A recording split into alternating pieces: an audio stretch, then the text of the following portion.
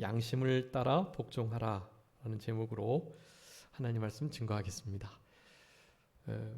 로마서 13장의 이 1절부터 7절까지의 말씀은요, 특별히 우리나라에서 그 일제 시대 때 일제의 모든 정치적 일제의 총독부의 모든 일들을 그대로 잘 따라야 된다. 이제 앞으로 3.1운동 같은 것도 하지 말고 저항하지 말고 잘 따라야 된다라는 것을 목사님들이 바로 이 말씀을 가지고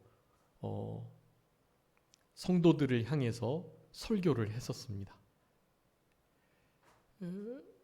부당한 정부에, 불의와 불법을 행하는 독재 정부에 순종하고 따르라고 기록된 말씀이 아니라는 것을 분명히 아셔야 합니다. 이때 당시에는 사실은 배경이 이 로마의 크리스찬들이 자기는 천국 시민이니까요,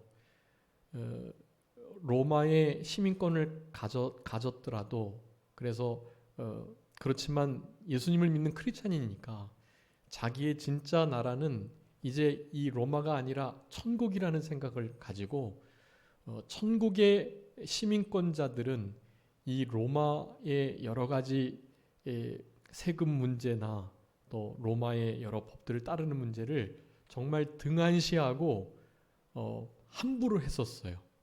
그래서 우리 이신칭의를 로마서에서 말하면서 진짜 믿음으로 의롭다 하심을 받은 참된 하나님의 백성들은 나라의 제도에도 잘 순종해야 된다.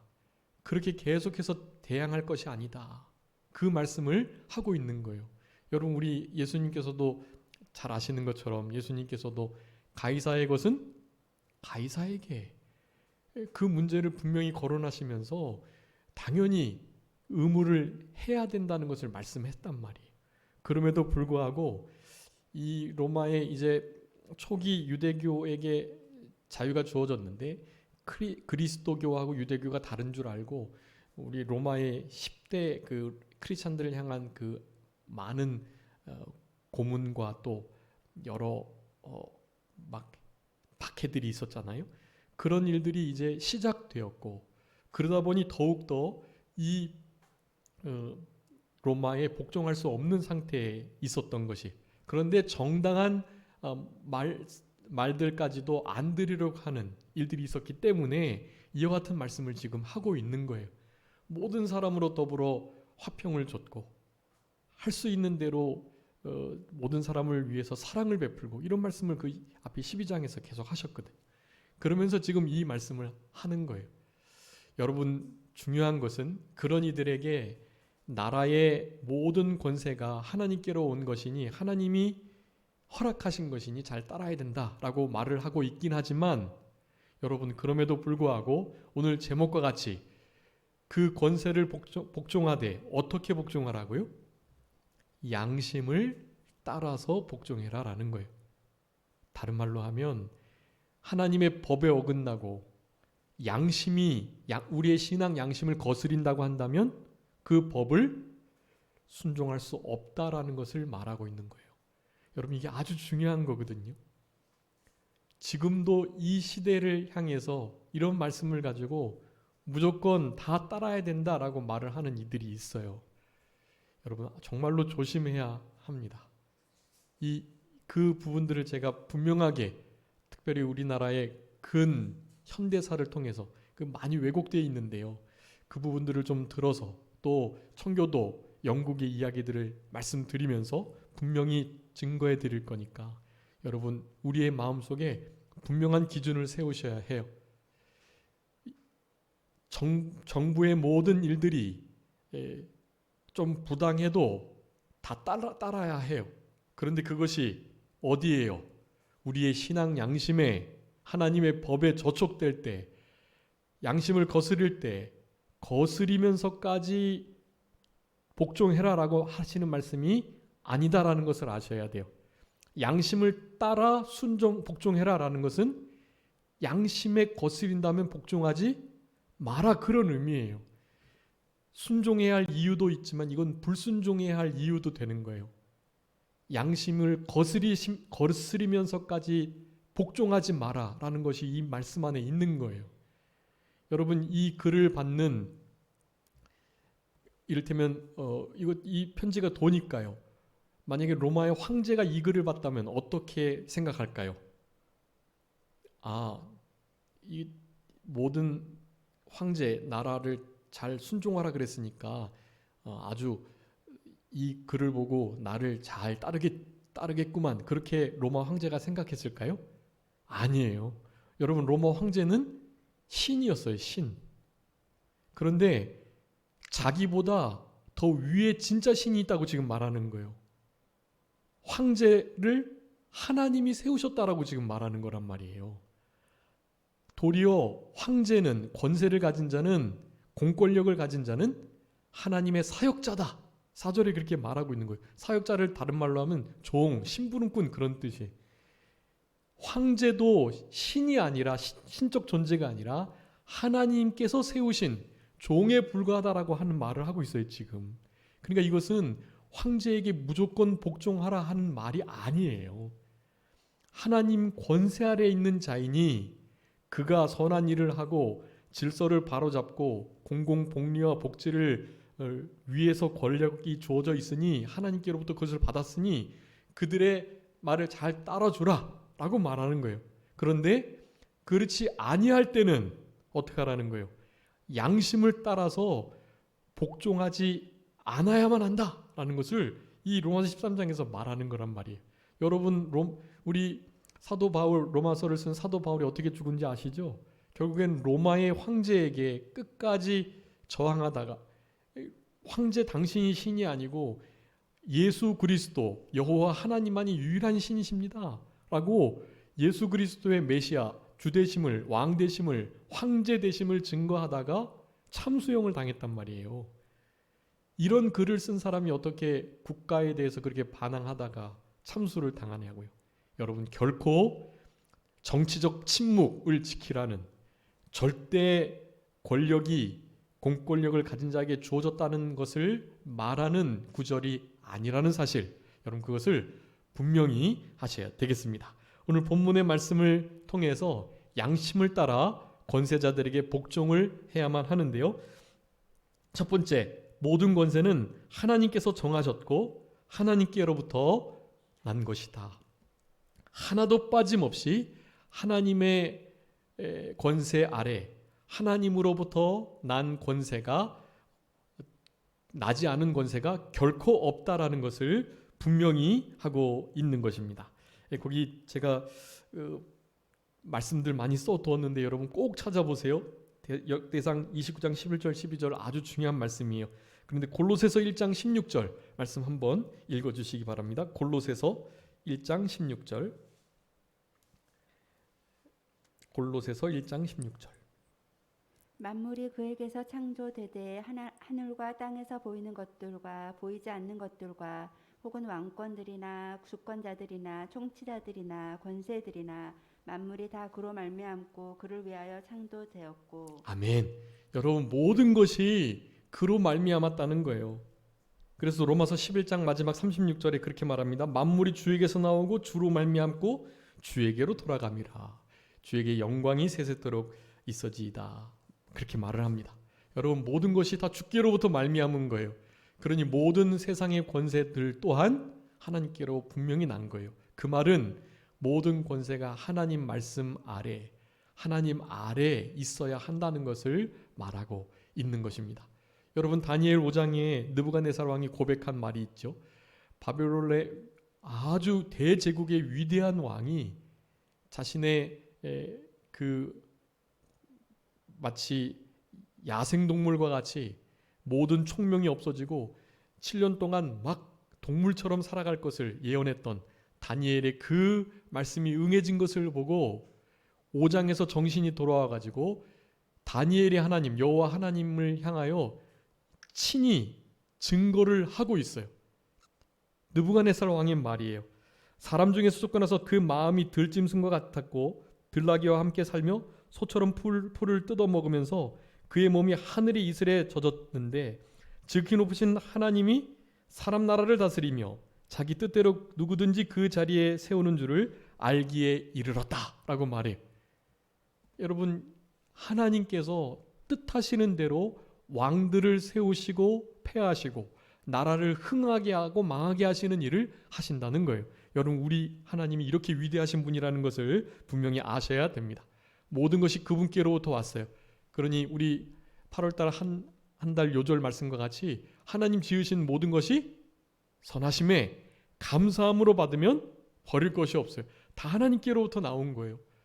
물론 우리의 실수, 우리의 범죄, 우리가 잘못함으로 말미암는 책망과 징계들, 그런 것들은 하나님이 다 허락하신 거긴 하지만 그건 당연히 나의 범죄 때문에라고 생각하셔야 돼요. 그것까지도 하나님으로부터 말미암았다. 하나님이 그렇게 계획하시고 하나님께로부터 났으니 내가 죄 안 지으려고 그랬는데도 죄 지을 수밖에 없는 게 아니냐라고 생각하시면 안 되는 거예요. 당연히 나의 연약함, 나의 육신의 부패성을 잘 십자가에 못 박지 못했던 바로 그 부족함으로 인해서 죄를 범하게 된 거죠. 그런 상황 속에서 그런 고통 가운데 있을 수 있는 것입니다. 그것을 하나님께로 핑계 삼고 책임을 전가하면 안 돼요. 중요합니다. 모든 것이 하나님께로부터 나왔다. 로마 황제의 권세도 하나님께로부터 왔다. 사실은 황제도 하나님의 종에 불과하다라는 것을 천명하고 있는 것입니다. 두 번째입니다. 따라서 권세를 가지고 다스리는 자에게 우리는 복종해야 합니다. 특별히 그가 선한 일을 행하도록 하기 때문에 우리는 그의 모든 말들과 명령들을 따라야만 하는 것이에요. 아까 마가복음 12장 17절 예수님께서 가이사의 것은 가이사에게 드리라고 분명히 말씀하셨어요. 당연히 하나님의 것은 하나님께 드려야죠. 이 땅에서 우리 속한 국가에 대한 의무를 다하라는 거예요. 천국 시민이지만 하늘나라 백성이 분명하지만 지금 땅을 버타며 디디고 있는 바로 그곳에서의 국민의 시민의 의무를 다하라는 것을 분명히 나타내주고 계시는 것입니다. 그래서 베드로전서 2장 13절부터 15절에 보면 인간의 모든 제도를 주를 위하여 순종하라라고 말씀하고 있어요. 주님을 위해서 우리는 순종해야 합니다. 주를 위하는 것이 선인데 바로 선을 위하여 따라야만 하는 거예요. 서두에 말씀드렸던 것처럼 그것이 주를 위한 것이 아닐 때, 주를 거스리고 주를 대적할 때 여러분 거기에는 순복하시면 안 돼요. 여러분 이게 아주 중요한 거예요. 하나님께로부터 난 권세이기 때문에 하나님이 더 우선되셔야 돼요. 하나님의 법보다 신앙의 일보다 더 우선시 되면 여러분 그것은 따를 수 없어요. 우리의 양심이 따를 수 없어야만 합니다. 그것을 기억하시고 모든 권세는 하나님께로부터 왔다. 따라서 모든 권세를 복종해야만 한다. 이 복종이라는 단어는 특별히 내 마음에 좀 안 들어도 그런 의미예요. 순종하면 좋죠. 그런데 내 어떤 성향에 좀 안 맞고 또 내 스타일이 아니고 그래서 그냥 싫은 거예요. 그럼에도 불구하고 권세에 복종하라는 것을 말하는 거예요. 그런데 당연히 하나님의 법과 대치될 상황과는 전혀 다른 이야기이죠. 여러분 그것을 명확히 해야 하는 것입니다. 그래서 세 번째입니다. 그러니까 모든 것이 하나님께로부터 정하여 하나님께로부터 났고 그래서 그 권세를 가진 자를 우리는 복종해야만 하지만 그 다스리는 자가 하나님의 사역자, 종이기 때문에 그가 만약에 제대로 된 일들을 끝까지 잘한다면 신앙 양심을 따라서 우리는 잘 순종해야 하지만 만약에 그것이 양심에 거리낄 때, 즉 권세자의 모든 말들이나 행동들이 우리의 신앙 양심을 거스릴 때, 그럴 때는 양심을 거스리면서까지 복종하라라는 의미가 아니다라는 것을 기억하셔야 되겠습니다. 하나님의 사역자이기 때문에 양심을 따라 복종해야 하는 거예요. 양심을 따라 불순종하기도 해야 한다라는 것을 말씀하는 것입니다. 여러분, 사역자를, 이 권세자를 세우신 하나님의 이유가 있어요. 그것은 선한 일을 행하게 하기 위함이에요. 하나님의 백성들을 보호하고, 믿지 않는 이들이지만 보호하고, 악한 자들을 잘 정의롭게 처단하고, 그리고 질서를 세워나가고, 국민들의 공공복리 안녕을 위해서 힘을 쓰고 이런 일을 위해서 세웠단 말이에요. 그런데 그렇게 하지 아니할 때, 여러분, 아니할 때는 복종하시면 안 돼요. 그 명령에 따르시면 안 돼요. 우리의 신앙 양심을 따라서 불복종해야만 하는 것이에요. 하나님께서는 우리들에게 그것을 요구하고 계신다라는 것입니다. 하나님을 대적하면서, 하나님을 거스리면서, 하나님의 법을 무시하면서 그렇게 우리에게 명령한다고 그것까지 따라서는 안 된다라는 것을 여러분 기억하셔야 되겠습니다. 모든 이 종들이, 사역자들이, 권세자들이 하나님의 종이라는 것은 여러 곳이 있지만 이사야 그 44장 45장에 보면 고레스 왕, 그 고레스 왕을요, 하나님께서 나의 사자다, 나의 종이다, 나의 기름 부음 받은 자라고까지 말해요. 여러분, 분명하게 이 세상의 모든 권세자들은 다 하나님께로부터 난 것이 맞아요. 그러니까 그들을 우리는 잘 따라줘야만 해요. 그런데 그들이 말씀을 대적할 때 우리의 양심을 따라서 복종해야 하듯 우리의 양심을 거스리는 것에 대해서는 불순종해야 된다는 것을 여러분 분명히 해야 되겠습니다. 우리 빌립보서 3장 20절에 우리의 시민권은 하늘에 있어요. 하늘 시민권자예요. 천국 시민권을 우린 가진 자입니다. 그렇지만 그리해야 하는 거예요. 우리의 의무를 잘 감당해야만 합니다. 그러면서 디모데전서 2장 1절부터 5절까지 우리는 그 권세자들을 위해서 기도하는 일이 아주 중요해요. 우리가 이 일을 소홀히 하면 하나님 앞에 사실은 그 공권력과 하나님의 말씀이 부딪히는 경우가 생기게 돼요. 평안하고 고요한 중에, 안정한 중에 하나님의 말씀과 신앙생활을 할 수 없게 된다는 말씀을 하고 있어요. 기도하지 않을 때.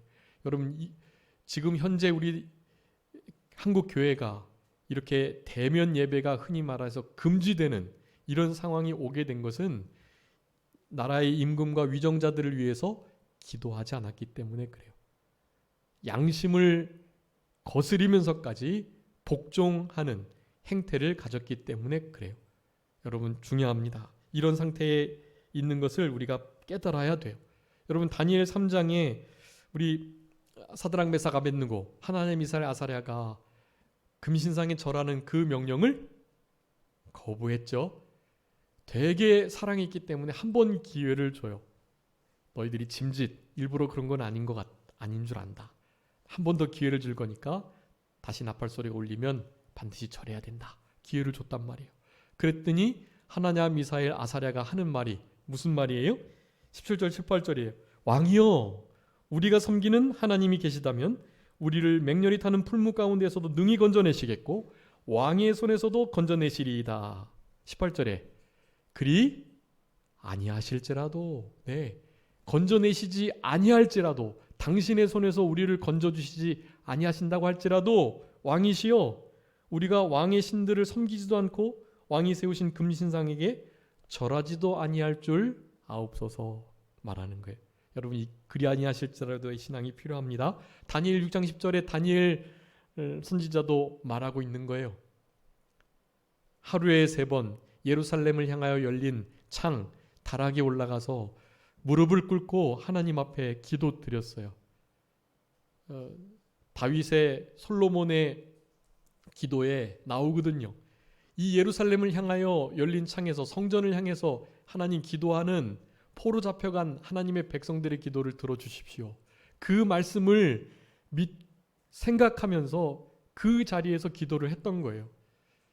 그가 성수가 없었잖아요. 바벨론 포로 잡혀가지고 예배당에서 예배 못 드렸어요.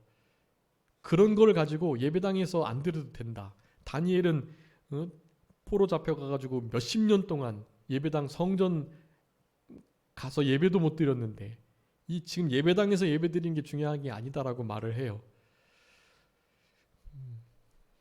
여러분 그런 말에 넘어가시면 안 돼요. 우리 산정교회 성도님들은 당연히 신앙이 견고하셔서 그런 비진리적인 말에는 안 넘어가실 줄 알지만 다른 대부분의 성도들은 다 넘어간 상태예요. 아, 대면이나 비대면이나 다른 게 아니구나. 어디서든지 예배하면 되지 뭐.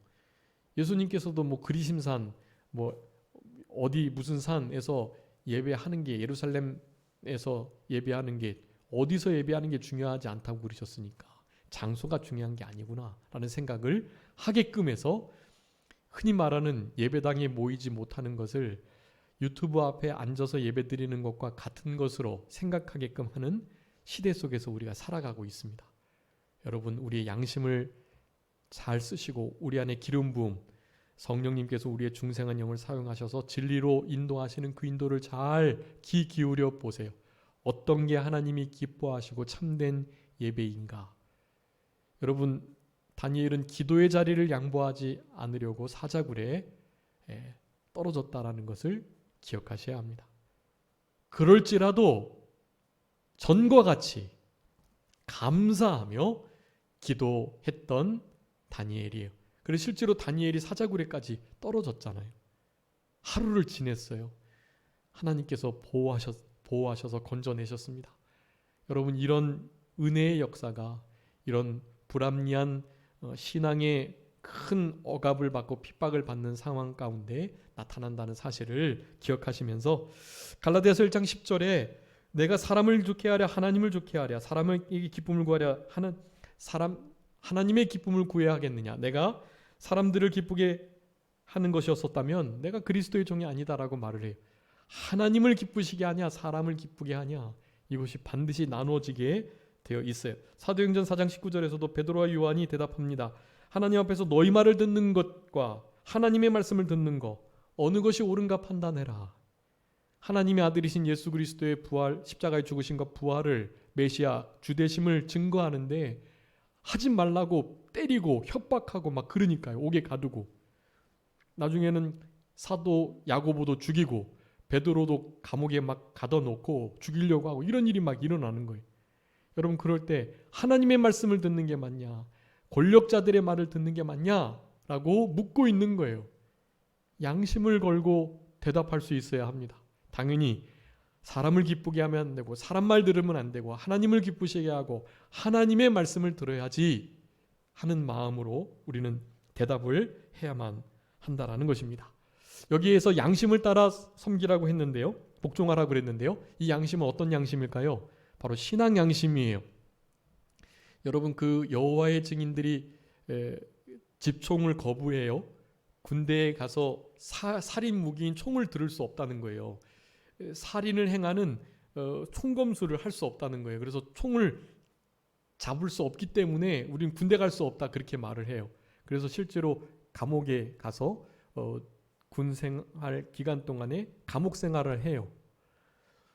거기서 또 나름 믿음으로 한다고 하니까 그 교도소 안에서 막 이렇게 선한 일을 해가지고 이 재소자들이 많이 여호와의 증인이 된다 그래요. 아, 저 사람들 양심을 써서 그 집총을 거부하고 사람 죽이는 기술, 총을 안 잡는 좋은 선한 사람들이구나 해가지고 거기서 이렇게 전도를 해가지고 많이 여호와의 증인이 된다고 합니다. 여러분 그들이 말하는 양심, 그래서 그 양심을 따라서 병역을 거부할 수 있는 것을 양심적 병역 거부라는 용어를 사용해가지고 그것이 이제 통과가 돼서 양심에 따라서 나는 병역을 거부할 수 있다라는 일들이 있게 되는 시대가 됐어요. 이제 아직 그것이 인정되진 않았지만 이제 곧 인정될 것 같아요. 앞으로 여러분 그들이 말하는 그 양심은 우리가 말하는 이 신앙 양심이 아니에요. 그 양심은 화인 맞은 양심, 육신의 부패성에 더러워진 어그러지고 구부러진 양심이에요. 여러분 우리 믿는 자들의 양심만이 살아있는 진짜 양심이에요. 믿지 않는 자들의 양심도 약간의 기능은 해요. 그렇지만 이미 타락되어 있어요. 그 양심으로 하나님 섬길 수 없고 그 양심을 따라서 복종해봐야 소용없어요. 여기서 양심은 거기 주보에 제가 기록해 두었습니다. 착한 양심, 선한 양심, 청결한 양심, 깨끗한 양심. 거기 디모데 후서하고 베드로 전서, 디모데 전후서 말씀 써놨으니까요. 여러분, 우리는 이 양심을 따라서 살아가야 돼. 하나님의 말씀에 비판받는 양심, 성령님의 조명, 성령님의 진리의 빛을 비춰주시는 그 조명을 받아서 그 빛을 따라가는 양심, 그런 의미예요. 여러분, 그래서 로마서 9장에 보면 1절 2절에 이 양심을 통해서 하나님께서 말씀하신다라고 기록하고 있어요. 여러분, 그러니까 양심은 성령님의 말씀이에요. 하나님의 소리란 말이에요. 우리의 믿는 자들의 중생한 영이 사용되는 그 양심, 그 양심을 말씀이 성령이 붙들고 계시기 때문에 그 양심은 하나님의 뜻과 거의 맞아요. 안 맞을 때가 거의 없어요. 이 신앙 양심이 그런 착한, 청결한, 깨끗한, 선한 양심이 된다라는 것입니다. 여러분, 이런 양심을 따라서 우리의 죽은 행실을 깨끗하게 하는 일을 해야 돼요. 히브리서 9장 13절 14절에 말씀하는 거예요. 그리스도의 피가 어찌 너희 양심을 죽은 행실에서, 그리스도의 피가 너희 양심으로 너희 죽은 행실에서 깨끗하게 하지 못하겠느냐. 여러분, 양심이 그리스도의 피로 말미암아 그렇게 깨끗해지고 온전케 되어 있을 바로 그때만이 그 양심이 제대로 된 기능을 할 수 있어요. 바로 그 선한 양심, 그 양심을 따라서 복종해야 되는 거예요. 그 양심에 거스려진다, 여러분, 그것은 그 누구의 명령이라도 들으시면 안 돼요.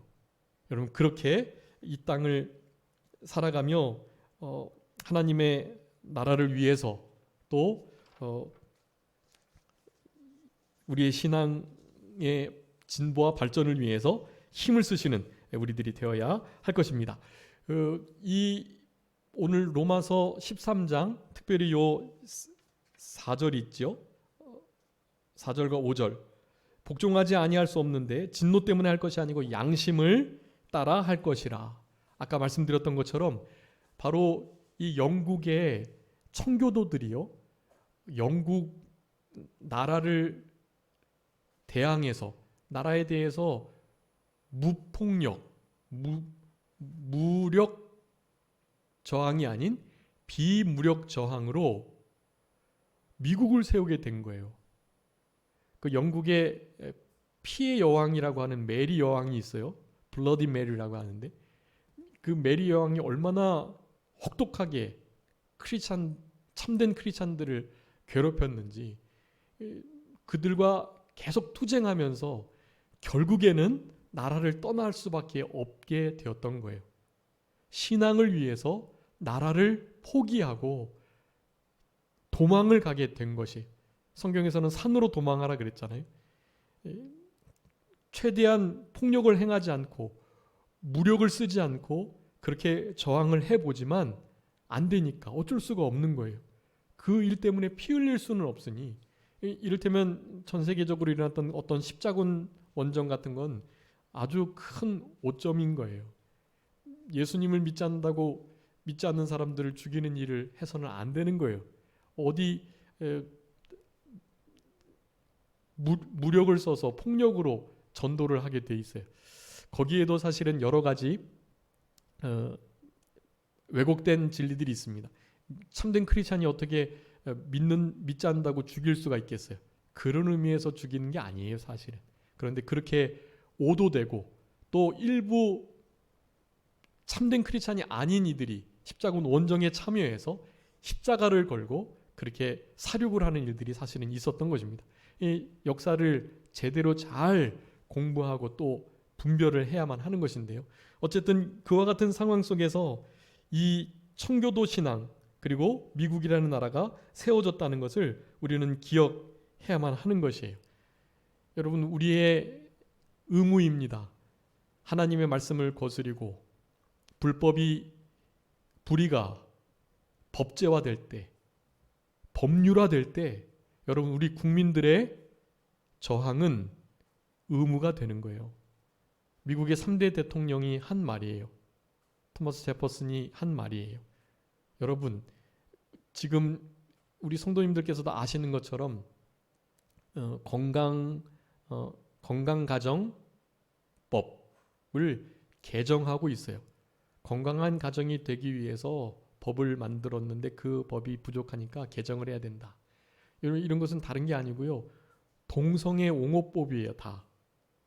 남편은 남자여야 하고 아내는 여자여야만 한다는, 사위는 반드시 남자여야 하고 며느리는 반드시 여자여야 한다는, 혹은 게이가 혹은 레즈비언이 부부가 될 수 없다는 이런 법을 다 지금 바꾸고 있는 거예요.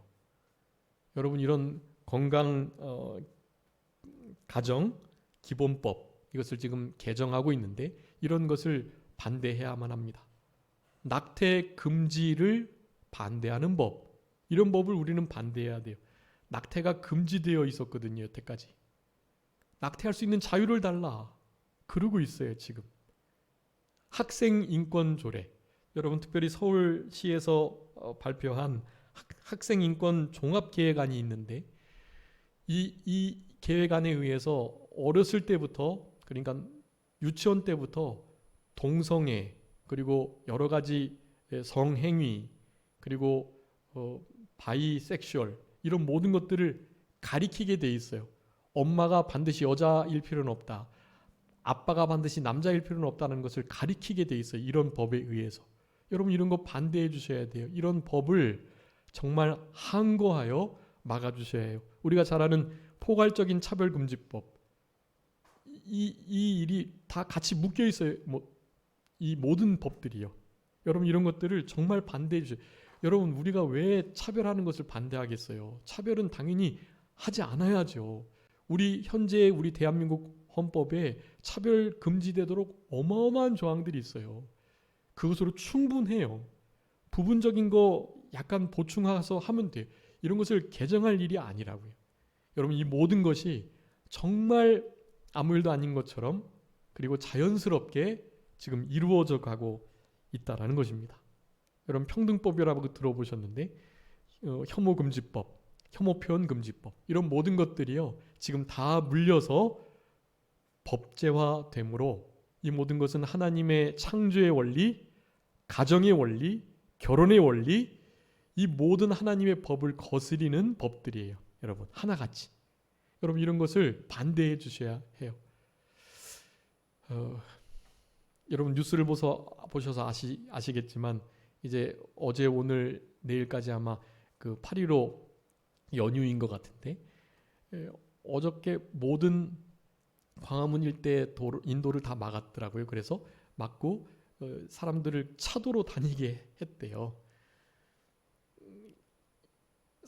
여러분, 인도를 막을 수 있는 유일한 법적 그 근거는요, 진짜 그 인도 그 사이에 건물이 무너지거나 혹은 거기에 무슨 큰 대테러의 문제가 있거나 이럴 때는 경찰들이 여기 가시면 안 된다고 막을 수 있어요.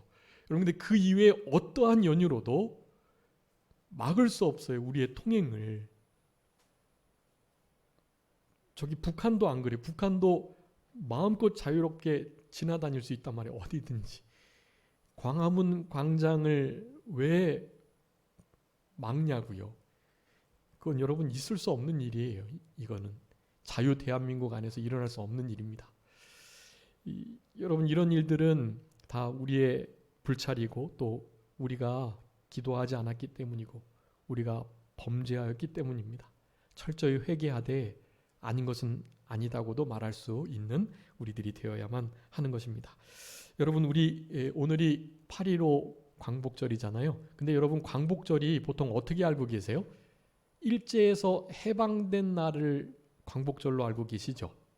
그러니까 우리가 몇 년도죠? 45년. 45년도에 이제 해방이 됐단 말이에요. 일본이 그때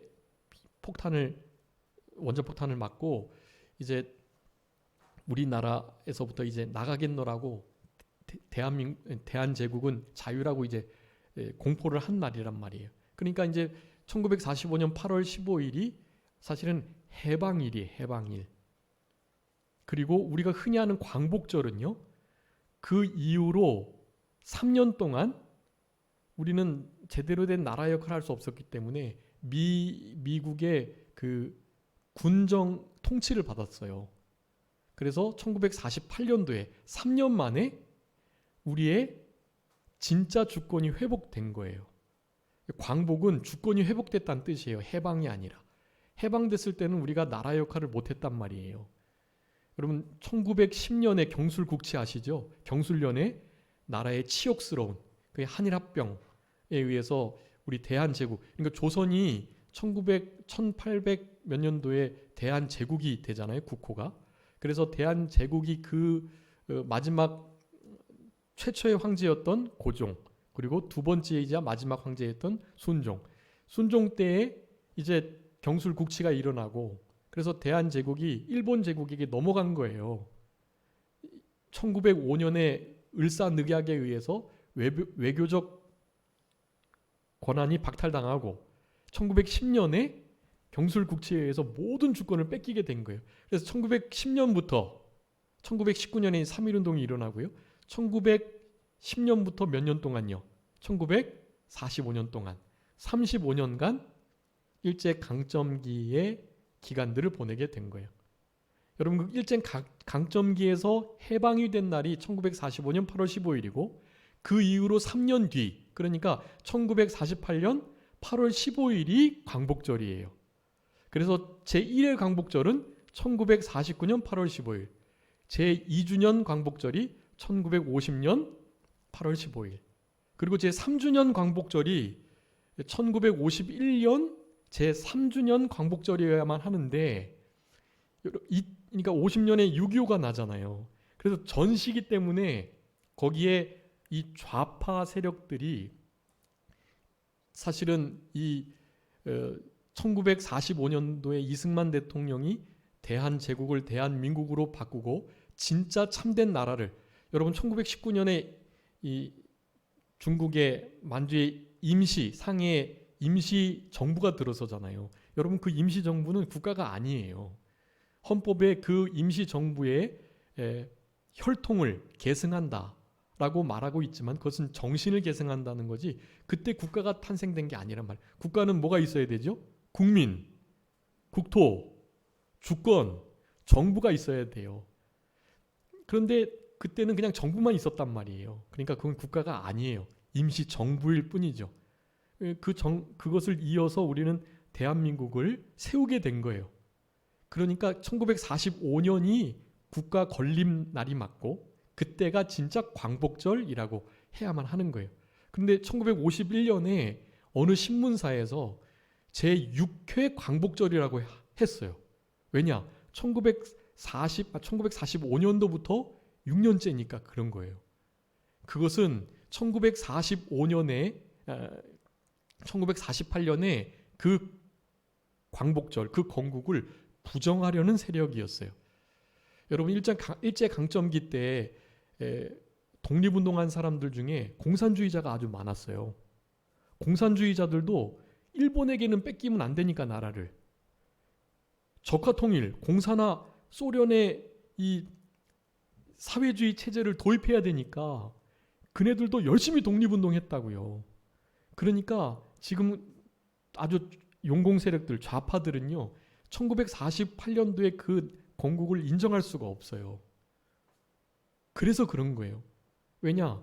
사회주의자들이 독립운동가들이 많았기 때문에 그들이 일제로부터 우리를 해방했다, 독립운동가들이 해방시켰다라는 말을 하면서 그 말을 하는 거예요. 그러니 임시정부 때가 나라가 세워진 거다라고 말을 하면서 여태까지 나온 거고, 1945년도에 바로 그 해방을 건국날로 바꾼 거예요.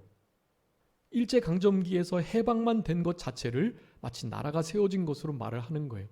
그래서 여러분 지금 우리나라는 현재 여러분 이제 조사해 보시면 1948년도 광복절 8월 15일이 아니라 1945년부터 광복된 그 광복절을 지키고 있어요. 근데 그것은 잘못된 거예요. 역사적으로. 진짜 바로 된 역사, 우리나라 한국의 현 근대사를 보셔야 돼요.